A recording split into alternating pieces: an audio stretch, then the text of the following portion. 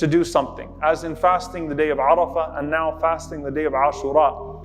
The blessings that we learn from the Prophet ﷺ and the blessings that are given to us through some of the authentic narrations of the pious predecessors will not be able to encapsulate some of the things that perhaps we don't even know about these days, and some of the hidden blessings that Allah subhanahu wa ta'ala would, bi'idhnillah, envelope us in, embrace us in through His infinite mercy subhanahu wa ta'ala. And so when you talk about the day of Ashura and what it is attributed to, first and foremost, there's a narration that we find in some of the books of Athar, the books where you have narrations of the previous prophets that mention that this was the day that the Safina of Nuh alayhi salam, the Ark of Noah, finally took its rest on Jabal al-Judi, on the mount. So after circulating for however long Allah subhanahu wa ta'ala caused it to circulate, that this would have coincided with the day that Allah subhanahu wa ta'ala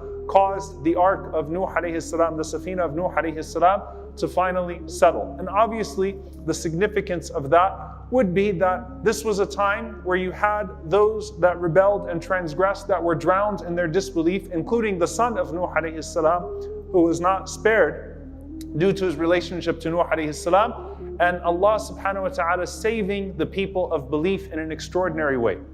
And so of course there's a connection of that to what is the authentically narrated hadith in multiple books that is the main cause of us fasting this day.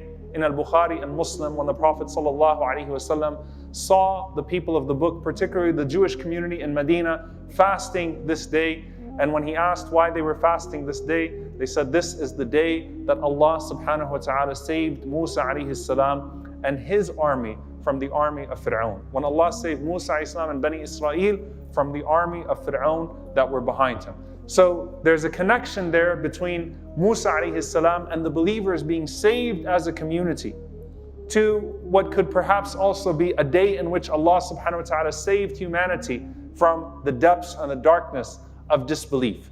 And of course, what comes after that day often becomes revived in historical debates, and what that refers to, the istishhad of Al-Husayn radiyallahu ta'ala anhu, the martyrdom of the grandson of the Prophet sallallahu alaihi wasallam, one of the two masters of the youth of paradise, and the sadness of his murder, but the joy of his istishhad, of his martyrdom. And what we take from that, of course, is what Allah subhanahu wa ta'ala teaches us about Ashab al-Ukhdud, about the people of the ditch. ذَلِكَ الْفَوْزُ الْكَبِيرُ, that it was success. That even if Musa alayhi salam and his army and his people escaped in this dunya, that what Al-Husayn radiallahu ta'ala anhu encountered of a shahada, of martyrdom, is a form of the ultimate success. That Allah subhanahu wa ta'ala saved him from this world, and that just as in the time of Uhud, when the Prophet sallallahu alaihi wasallam and Abu Bakr and Umar radiallahu ta'ala anhuma are standing there on Uhud, and our dead are in paradise, your dead are in hellfire. True victory belongs with Allah subhanahu wa ta'ala. So we connect it back to, of course, from a prescriptive perspective, in terms of taking that day as a day of fasting, honoring Musa alayhi salam, and thanking Allah subhanahu wa ta'ala for that victory. The Prophet sallallahu alayhi wasallam said, "Nahnu ahaqqu aw nahnu awla." Both of them are authentic. We have greater right and we are closer to Musa alayhi salam than the people of the book. We love Musa alayhi salam. We follow the way of Musa alayhi salam. We honor all of God's prophets. We honor their message by staying upon the creed of monotheism, the Abrahamic way, the way that is pleasing to Allah subhanahu wa ta'ala, and most crystallized through the Prophet sallallahu alaihi wasallam as we have it today. So we honor the prophets of Allah and we thank Allah subhanahu wa ta'ala for that blessing, and we take the lessons of that day, that Allah subhanahu wa ta'ala grants success to those who maintain His way. And in a day where, subhanAllah, we see tyranny all over the world, you really cannot keep up. You really cannot keep up. Then you once again ground yourself in that aqeedah, in that creed, that true belief in Allah subhanahu wa ta'ala yields true victory, whether that victory manifests in this life or in the next. We base ourselves, ground ourselves in that creed, certainly. The Prophet sallallahu alaihi wasallam, however, on this day, contrary to what many people know, used to also fast this day in Mecca. And this is authentically narrated that Quraysh used to also fast this day. So the Jews in Medina fasted this day, Quraysh fasted this day. And the ulama mentioned some reasons for this, that just as some of the remnants of the Hajj, the way of Ibrahim alayhi salam, remains amongst the people of Mecca, and they had some adat, some traditions that they held on to that would have coincided with the truth, that this could possibly be one of those things. Just as, for example, when we talk about Ashura, aligning with incidents in the past as well. When Allah subhanahu wa ta'ala allowed for the 10 days of Moses, the 10 days of Musa alayhi salam, atmamnahu ashra, that we completed, tamma miqatu rabbi, he completed the period with his Lord by adding 10 days, that coincided with the 10 days of Dhul Hijjah, the first 10 days of Dhul Hijjah.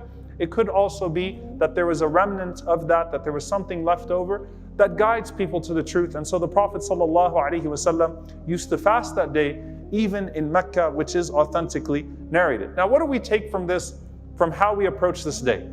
How are we supposed to act on this day, and how seriously should we take the fast?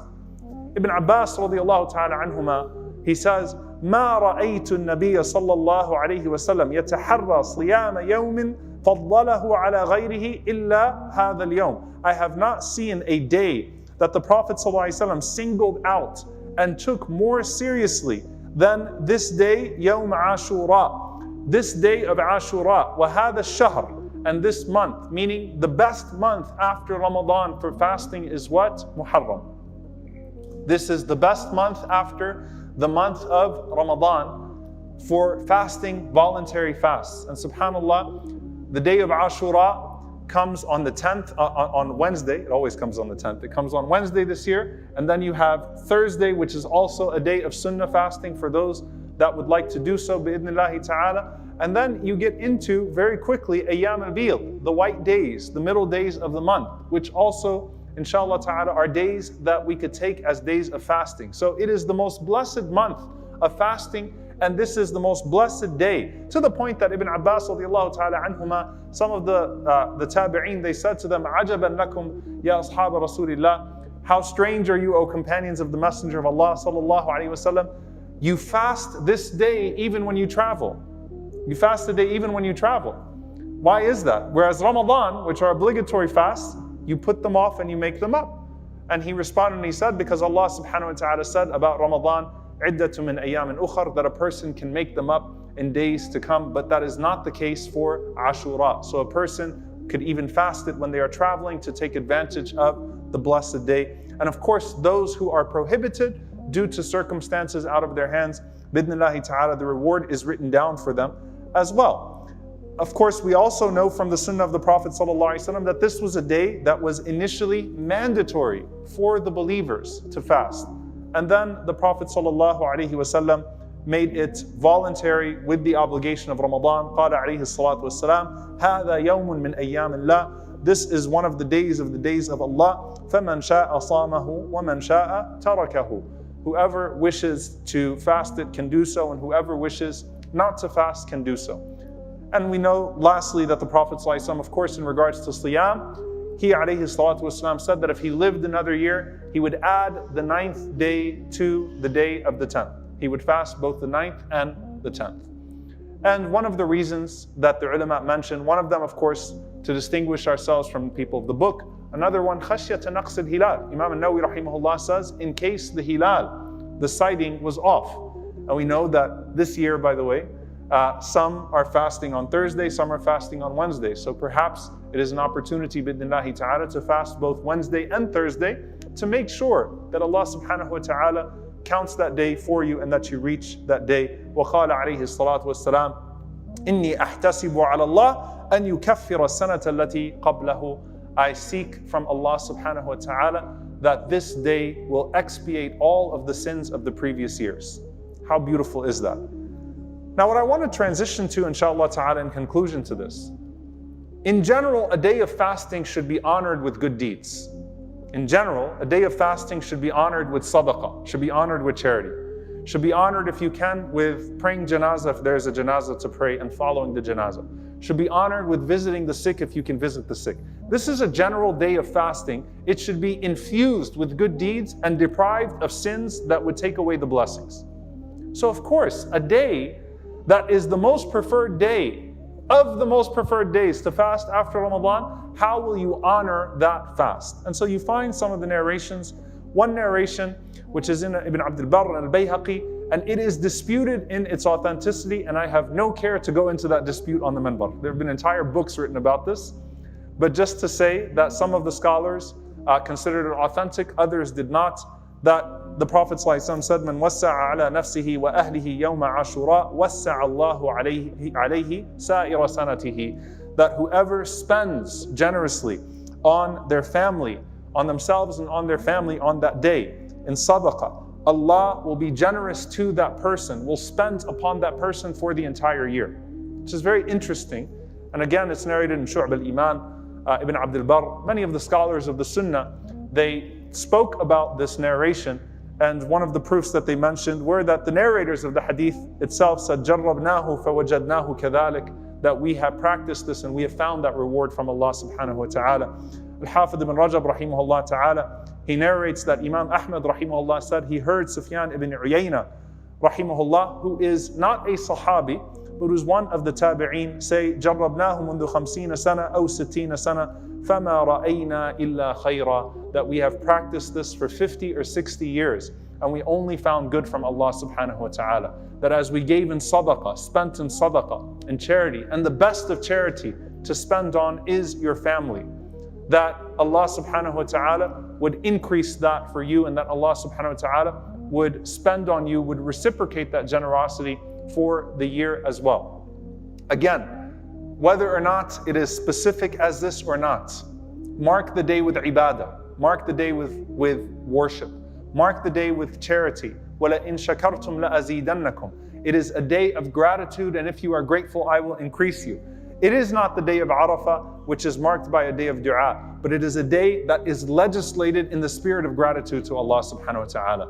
اِعْمَلُوا آلَ دَاوُودَ شُكْرًا. So work, just like the family of Dawood alayhi salam was commanded to work. Work deeds of gratitude on that day. Give sadaqah on that day. Make dua that day, of course.